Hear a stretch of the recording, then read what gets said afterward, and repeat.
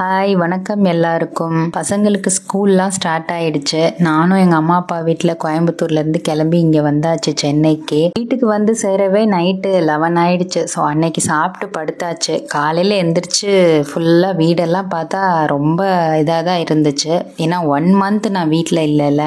ஊருக்கு போகிறப்ப வீடு எப்படி இருந்தாலும் அப்படியே விட்டுட்டு போயிடுறோம். வந்த பிறகு அந்த கிளீனிங்கை நினச்சா ஒரு பக்கம் தலையே சுத்துது. வந்து எங்கே ஆரம்பித்து எப்படி என்ன ஸ்டார்ட் பண்ணி முடிக்கிறதுனே தெரில. அந்த அளவுக்கு வீடு வந்து இதாக இருந்தது. டேங்க்லாம் ரொம்ப மோசமாக இருந்தது. ஒரு மாதிரி ஸ்மெல்லு. வாஷிங் மிஷின்லாம் பார்த்தா அவ்வளோ மோசமாக இருந்தது. ஆர்ஓவும் பார்த்தா உள்ளெல்லாம் வந்து பாசி பிடிச்சி போய் இருந்துச்சு. ஸோ எல்லாத்தையும் க்ளீன் பண்ணிட்டு வீடெல்லாம் கொஞ்சம் க்ளீன் பண்ணுறது தான் இந்த வீடியோவில் நீங்கள் பார்க்க போகிறீங்க. இதுக்கு முன்னாடி இந்த ஷாப்பிங் வீடியோலாம் பார்த்துருப்பீங்க. இப்போ என்னோட வீடு க்ளீனிங் வீடியோவும் பார்த்துருங்க. அதுக்கு முன்னாடி என்னோட சேனலை மறக்காமல் சப்ஸ்கிரைப் பண்ணிட்டு பாருங்கள். அதுக்கு முன்னாடி நாங்கள் இருந்த 2 BHK எங்களோட ஓன் ஹவுஸ் தான். ரொம்ப காம்பேக்டாக சின்னதாக இருக்கும். க்ளீன் பண்ணவும் ஈஸியாக இருந்தது. இப்போ இந்த வில்லாவை வந்து க்ளீன் பண்ணுறதுங்கிறது பெரிய இதாக தான் இருந்துச்சு. வந்துட்டு அப்படியே பேகெல்லாம் அப்படியே வச்சாச்சு. சரின்னு க்ளீனிங்கில் இறங்கிட்டேன். வாஷிங் மிஷினில் லிக்விட் ஊற்றுறதெல்லாம் பார்த்தீங்கன்னா இப்படி தான் இருந்தது. ஏன்னா நான் டெட்டால் ஊற்றுறதுனால அது அப்படி ஆயிடுச்சு போல். ஆர்ஓவும் பார்த்தீங்கன்னா பயங்கர பாசி பிடிச்சி போய் இருந்தது. இந்த தண்ணியை குடிக்கவும் முடியாது. ஸோ அதுவும் க்ளீன் பண்ணி ஆகணும். அடுத்து பாத்ரூமு, வாஷ் பேஷனு இதெல்லாம் பார்த்தீங்கன்னா ரொம்ப மோசமாக இருந்தது. இந்த வில்லாவில் 3 பாத்ரூம் இருக்குது. ஊருக்கு கிளம்புறப்ப ஆளாளுக்கு ஒரு பாத்ரூமில் குளிச்சுட்டு அப்படியே அந்த அழுக்கு சோப்பு தண்ணி எல்லாம் அப்படியே நின்றுச்சு போல். 1 மந்த் இல்லாதனால பயங்கரமாக பிடிச்சி போய் ரொம்ப மோசமாக இருந்தது. ஸோ எல்லாத்தையுமே க்ளீன் பண்ணிடலாம் அப்படின்னு சொல்லிட்டு இப்போ இந்த ஆர்ஓக்கும் வாஷிங் மிஷினுக்கும் மட்டும் நாங்கள் கால் பண்ணி கேட்டோம். ஆர்ஓக்கு வந்து உடனே வந்து சர்வீஸ் பண்ணி கொடுத்துட்டாங்க. ஆனால் ஆர்ஓ க்ளீன் பண்ணுறப்ப அவங்க சொல்லிட்டாங்க மோட்டரும் ஃபில்டரும் போயிருச்சு. ஸோ மாற்றணும் அப்படின்னு சொல்லிட்டாங்க. 1 இயருக்கு மேலே ஆச்சு. ஸோ அது ஒரு செலவாயிடுச்சு. சரி அதையும் கையோட மாற்றிருங்க. ஏன்னா அந்த உப்பு நிறையா வந்து படிகிறதுனால கூட அந்த மாதிரி பிரச்சனை வரலாம். எல்லாம் மாட்டி கொடுத்துட்டு நல்லா லெமன்லாம் போட்டு க்ளீன் பண்ணி சர்வீஸ் பண்ணி கொடுத்துட்டாங்க. ஆர்ஓ இப்போ வேலை முடிஞ்சிடுச்சு. அடுத்து அவங்க க்ளீன் பண்ணிட்டு போனதுக்கப்புறம் எனக்கு ஒரு வேலை. இது ஃபுல்லாக க்ளீன் பண்ணுற மாதிரி ஆயிடுச்சு அந்த இடமே. அதுக்கடுத்து பார்த்தீங்கன்னா வாஷிங் மிஷின் கூப்பிட்டப்ப அவங்க 2 நாள் ஆகும்னு சொல்லிட்டாங்க. இது மேலேயே திரும்ப லிக்விட் போட்டு நம்ம வாஷிங் மிஷினில் வந்து துணி போட முடியாது. பார்த்தாலே எனக்கு ஒரு மாதிரி இருந்துச்சு. அதனால சரி நம்மளே அதை க்ளீன் பண்ணிடலாம் அப்படின்னு சொல்லிட்டு நான் வந்து அதை ப்ரஷ் வச்சு தேய்ச்சி பார்த்தேன். ஆனால் அந்த டெட்டாலோட அந்த பிசுப்போ என்னமோ தெரியல, பயங்கர மோசமாக தான் இருந்துச்சு. என்ன பண்ணுறதுனே தெரில. கை வச்சு ஃபுல்லாக எடுத்துட்டு அதுக்கப்புறம் நான் வந்து ஒரு ஹாட் வாட்டர் பக்கெட்டில் பிடிச்சி சர்ஃப் எக்ஸல் லிக்விடை ஊற்றி அதில் எல்லாத்தையும் முக்கி வச்சுட்டேன். ஒரு 1 மணி நேரம் வரைக்கும் நல்லா ஊறட்டும் அப்படின்னு சொல்லிட்டு. ஏன்னா கையெல்லாம் எண்ணெய் பிசு மாதிரி ஒட்டுச்சு. ஆக்சுவலாக டெட்டால் வந்து நிறையா ஊற்றக்கூடாதுன்னு நினைக்கிறேன். நான் ஒவ்வொரு தடையும் துணி வாஷ் பண்ணும் போதெல்லாம் டெட்டால் ஒரு ஹாஃப் மூடி விட்டுட்டே இருப்பேன். எங்கள் அம்மாவுமே சொல்லுவாங்க டெட்டால் எதுக்கு அப்படின்னு சொல்லுவாங்க. ஆனால் நான் என்னமோ எனக்கு அந்த டெட்டால் ஊற்றலைன்னா எனக்கு என்னமோ அந்த துணி வந்து துவைச்ச மாதிரியே ஒரு ஃபீல் ஆகாது. ஏதோ அதில் ஒரு கிருமியெல்லாம் இருக்கிற மாதிரியே ஃபீல் பண்ணுவேன். ஸோ அந்த வந்து பழக்கத்தில் அப்படியே ஊற்றி அந்த லிக்விட் ஊற்றுற இடமே அப்படி ஆயிடுச்சு. அப்புறம் ஒரு 1 hour ஊறினதுக்கப்புறம் ஒரு ஸ்டீல் ப்ரஷ் வச்சு ஃபுல்லாக நல்லா தேய்ச்சி எடுத்துட்டேன். ஸ்டீல் ப்ரஷ் வச்சு தேய்க்கும் போது கொஞ்சம் தேய்க்க முடிஞ்சிச்சு. ஏதோ ஓரளவுக்கு என்னால் முடிகிற அளவுக்கு தேய்ச்சி இது பண்ணிட்டேன். ஏன்னா சரி IFBலேருந்து வந்தாங்கன்னா அவங்க எப்படியுமே ஃபுல்லாக க்ளீன் பண்ணுவாங்களா. அதனால நான் வந்து என்னால் முடிஞ்ச அளவு க்ளீன் பண்ணி ட்ரை பண்ணி அதை திரும்ப மாட்டிட்டு லிக்விட் ஊற்றி வாஷ் பண்ண ஆரம்பிச்சிட்டேன் துணியெல்லாம்.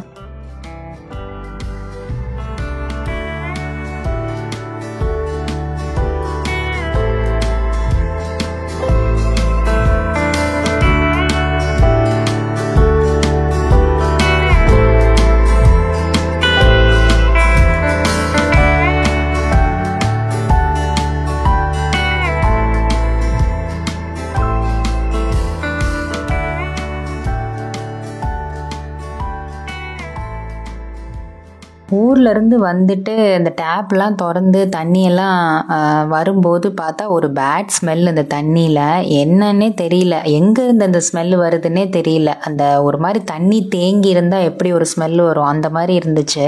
இருந்தாலும் வேறு வழி இல்லை. அந்த தண்ணியில் தான் கழுவி ஆகணும். ஏன்னா எல்லா பக்கமும் அந்த மாதிரி தான் இருந்தது. ஏன்னா வந்த அன்னைக்கு நைட்டு 11 கிட்ட ஆயிடுச்சு. அப்புறம் எங்களால் மறுநாள்லாம் அந்த ஸ்மெல்லு தாங்கவே முடியல. கையோட வந்து ஆள் கூப்பிட்டு வர சொல்லி ஃபுல்லாக க்ளீன் பண்ணிட்டோம். எப்படி இருந்த தொட்டி தொட்டியை நல்லா க்ளீனாக வாஷ் பண்ணி கொடுத்துட்டாங்க. இப்போ பார்த்தா டேங்க் வந்து நல்லா க்ளீனாக புதுசு மாதிரி இருந்துச்சு.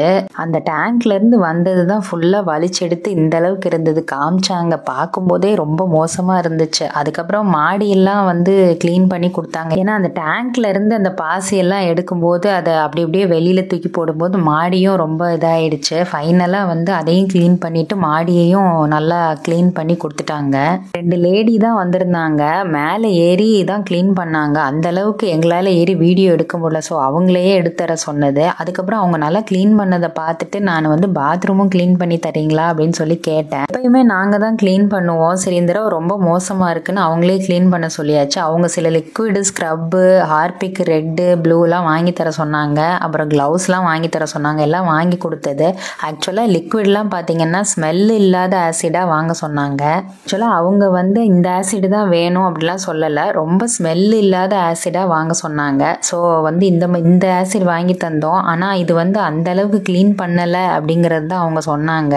ஏதோ அவங்களால முடிஞ்ச அளவுக்கு ஃபுல்லாக க்ளீன் பண்ணியிருக்காங்க. அவங்க சொன்னாங்க ஆக்சுவலாக இன்னொரு ஆசிட் இருக்குது, ஸ்மெல்லு ரொம்ப கம்மியாக இருக்கும், ஆனால் சூப்பராக க்ளீன் பண்ணோம். நெக்ஸ்ட் டைம் க்ளீன் பண்ணுறப்ப நான் சொல்கிறேன், அதையே வாங்கி கொடுங்க நாங்கள். ஆனால் பார்த்தீங்கன்னா வீடியோவில் எப்படி தெரியும்னு தெரியல, நேரில் வந்து பளிச்சுன்னு தான் இருந்தது. ஏன்னா பாத்ரூம் வந்து வேறு மாதிரி இருந்துச்சு. ஆனால் இந்த லெவலுக்கு கொண்டு வந்திருக்காங்க. ஆக்சுவலாக இந்த ஒயிட்லாம் டைல்ஸ் பார்த்தா லைட்டு ப்ரௌனில் அவ்வளோ கேவலமாக இருந்துச்சு. இந்த அளவுக்கு கொண்டு வந்ததே ஆச்சரியம் தான். இந்த வீடியோட எண்டில் வந்து நான் எல்லாத்தையும் பிஃபோர் ஆஃப்டர் ஃபோட்டோஸ்லாம் போடுறேன் பாருங்கள். அதுக்கடுத்து இவங்க எல்லாருமே க்ளீன் பண்ணி முடிச்சதுக்கப்புறம் நான் ஃபுல்லாக ஒட்டடை எடுக்க வீடு ஃபுல்லாக க்ளீன் பண்ண, தூசி தட்டை எல்லாத்தையுமே தொடச்சி எடுத்து க்ளீன் பண்ண ஆரம்பிச்சிட்டேன். இன்றைக்கி பார்த்தீங்கன்னா லஞ்சு, பிரேக்ஃபாஸ்ட் எல்லாம் ஹோட்டலில் தான், இட்லி, மீல்ஸ் அந்த மாதிரி போட்டுட்டு ஃபுல்லாக நான் க்ளீனிங்கில் இறங்கிட்டேன். வைக்கிறதுக்கு வீட்லேயுமே எதுவும் இல்லை, வெஜிடபிள்ஸ், பேண்ட்ரி ஐட்டம். அதனால் ஃபுல்லாக க்ளீனிங்கே பண்ணிடலாம், ஹோட்டலில் ஒரு நாள் சாப்பிட்டுக்கலாம் அப்படின்னு சொல்லிட்டு அப்புறம் வீடு ஃபுல்லாக மேலே கீழே வெளியில் பால்கனி அப்புறம் வாஷிங் மிஷின் ஏரியா எல்லாம் இருக்கு இல்லையா, ஃபுல்லாக ஒட்டடை எடுத்து தூசி தட்டி எல்லாத்தையும் தொடச்சி எடுத்தாச்சு. டிவி யூனிட்லாம் பார்த்தீங்கன்னா பயங்கர தூசியாக இருந்தது. செடியெலாம் வேற ரொம்ப வாடி போய் தான் இருந்துச்சு. நாங்கள் வரும்போது செடியெல்லாம் மாற்றணும். அது ஒரு வீடியோவாக நான் போடுறேன். ஆக்சுவலாக க்ளீன் பண்ணிட்டு இருக்கும்போது ஒரு பல்லி வந்து ரொம்ப இம்சை கொடுத்துட்டு இருந்துச்சு. பல்லிக்கு பயந்துட்டு துடைக்கிறதே ரொம்ப கஷ்டமாக இருந்தது. விளக்குமாற வச்சு ஓட்டி விட்டுட்டு இருந்தேன். அப்புறம் ஒரு வழியாக டிவி யூனிட்டு எல்லாத்தையும் தொடச்சிட்டு டைனிங் டேபிள், டீப்பாயே எல்லாத்தையும் தொடச்சி ஒரு வழியாக எல்லாம் வீடெல்லாம் கூட்டி மாப்பும் போட்டாச்சு. எல்லாருமே நினைப்போம் பெரிய வீடாக வேணும், நல்லா பெரிய வீடு கட்டணும் அப்படின்னு. ஆனால் மெயின்டைன் பண்ணுறதுங்கிறத ஒரு நிமிஷம் யாருமே யோசிக்கிறதே கிடையாது. ஆனால் அந்த மெயின்டெனன்ஸ் இருக்குல்ல, அது ரொம்பவே கஷ்டம். அதுவும் இந்த ஊருக்கெல்லாம் போயிட்டு வந்தோம்னா 4 நாள் 5 நாள்னா கூட பரவாயில்ல. ஆனால் அந்த 1 month எல்லாம் வந்து நமக்கு சம்மர் ஹாலிடேஸில் போயிட்டு வரும்போது வந்த உடனே கடுப்பாக இருக்கும். வந்ததும் வந்து பயங்கர டயர்டாக இருக்கும்.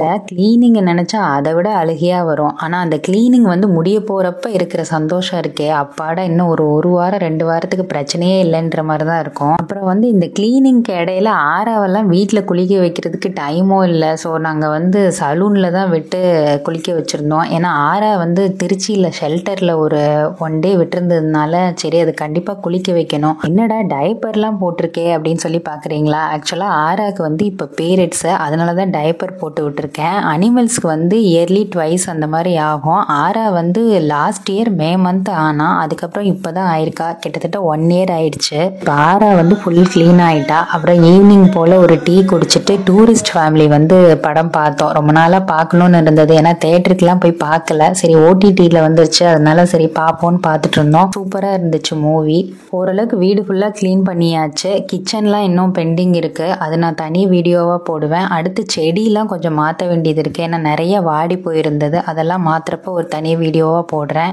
க்ளீன் பண்ணுறதுக்கு முன்னாடி க்ளீன் பண்ணதுக்கப்புறம் சில ஃபோட்டோஸ்லாம் ஆட் பண்ணியிருக்கேன். அதெல்லாம் பாருங்கள். ஆக்சுவலாக நம்மளால் க்ளீன் பண்ண முடியலனாலும் நம்மளால் முடிஞ்ச அளவுக்கு யாரையாவது கூப்பிட்டு கொஞ்சம் ஹெல்ப் வச்சு க்ளீன் பண்ணிக்கணும். ஏன்னா க்ளீனாக வச்சுக்கிறது நமக்கும் நல்லது, மற்றவங்களுக்கும் நல்லது. நம்ம வீட்டை நம்ம தான் க்ளீனாக ஆர்கனைஸ்டாக வச்சுக்கணும். இந்த வீடியோ வந்து உங்களுக்கும் பிடிச்சிருந்தா மறக்காமல் ஒரு லைக் கொடுங்க. உங்களுக்கு க்ளீனிங்கில் வந்து ஏதாவது டிப்ஸ் அண்ட் ட்ரிக்ஸ் தெரிஞ்சிருந்தா மறக்காமல் கமெண்ட்டில் சொல்லுங்கள். நான் ட்ரை பண்ணி பார்க்குறேன். இந்த வீடியோ இதுக்கு முன்னாடி என்னோட சேனலில் இருக்கிற வீடியோலாம் பாருங்கள். இனி வரப்போகிற வீடியோக்கு என்னோட சேனலை மறக்காமல் சப்ஸ்கிரைப் பண்ணிடுங்க. கூடவே இருக்க பெல் ஐக்கானையும் கிளிக் பண்ணிடுங்க. பாய்.